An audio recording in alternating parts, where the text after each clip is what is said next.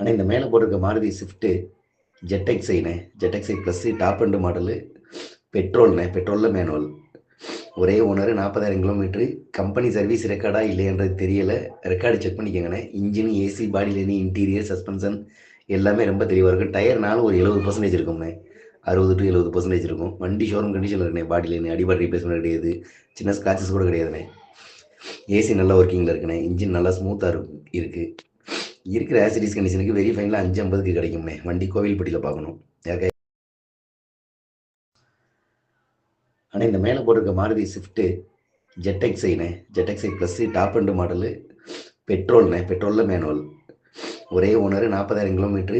Company service ரெக்கார்டா இல்லையன்றது தெரியலை, ரெக்கார்டு செக் பண்ணிக்கோங்கண்ணே. Engine, AC, body lining, interior, suspension எல்லாமே ரொம்ப தெளிவாக இருக்கும். டயர்னாலும் ஒரு 70% இருக்கும்ண்ணே, 60 to 70% இருக்கும். வண்டி ஷோரூம் கண்டிஷனில் இருக்குண்ணே. பாடி லைன் அடிபாடி ரீப்ளேஸ்மெண்ட் கிடையாது, சின்ன ஸ்க்ராச்சஸ் கூட கிடையாதுண்ணே.